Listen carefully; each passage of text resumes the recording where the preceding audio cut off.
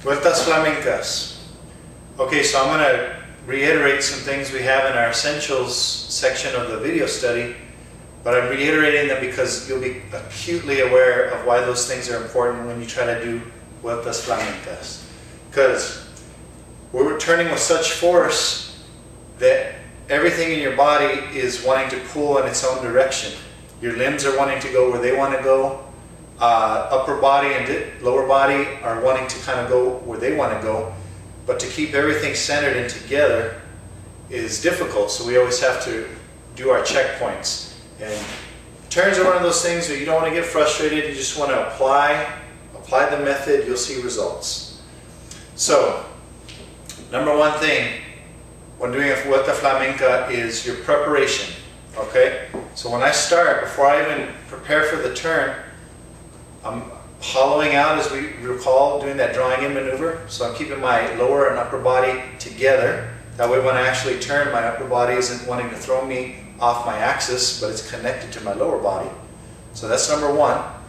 Number two is I'm already squeezing the tops of my thighs toward the back, in toward each other. So it's different than putting your knees together or just trying to put the inner heads of your quadriceps together. It's actually the back of the thigh way up high. It's almost like if my arms are my legs and these are my hamstrings back here. It's like they're trying to turn in toward each other and squeeze together. So way up high. So this is me normal without doing that. And then when I engage, you can see how the femurs turn this way in the sockets, and the muscles at the top of the hamstring, right under the glutes, come together to touch, or at least squeeze. Now, if you can't, you can't dance, literally keeping them pushed together. The point is engage there, so you have some stability. Now that is going to keep your lower body stable.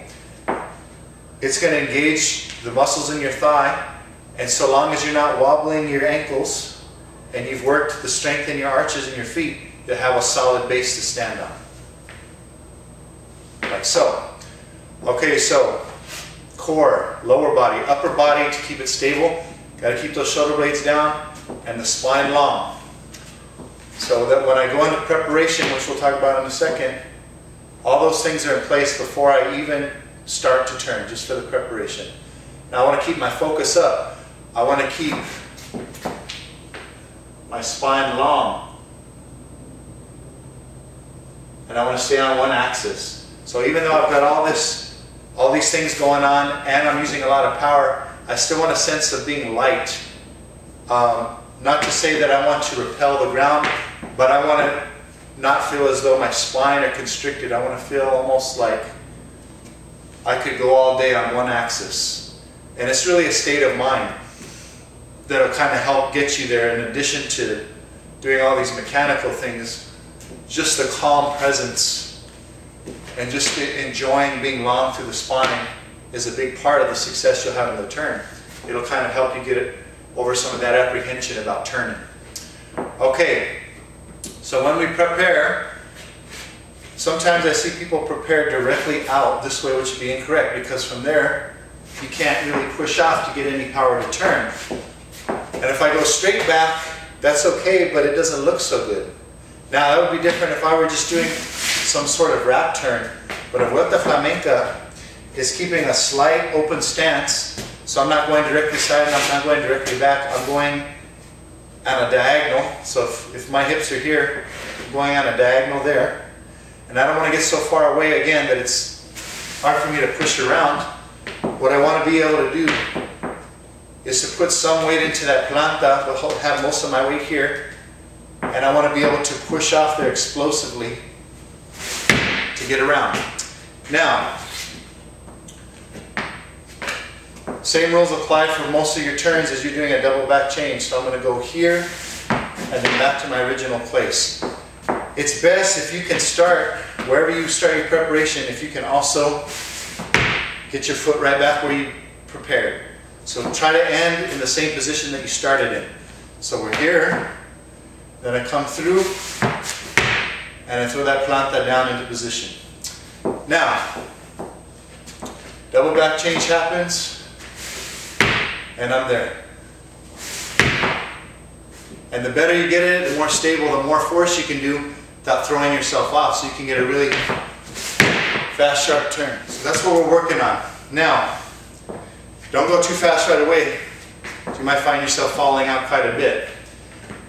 Once you can get everything pulled together, inner thighs, strengthen the feet, make sure you keep the weights on the insides of your feet, the abs hollowed out, squeezing around the lower spine and the shoulder blades down, arms well positioned, then you can start to really work on the force of the turn.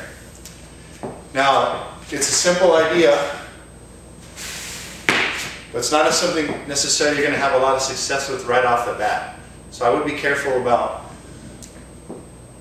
getting negligent in what it is that you're looking for ultimately from beginning to finish when you do this turn.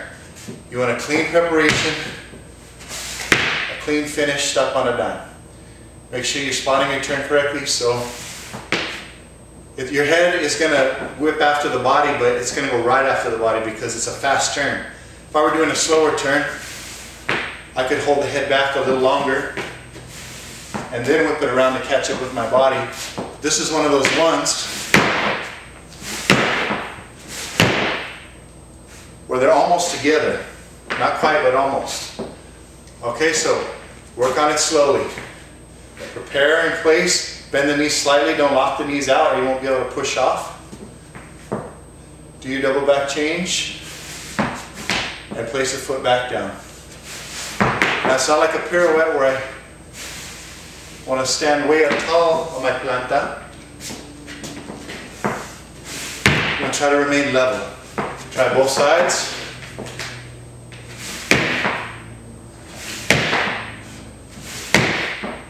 Seventh.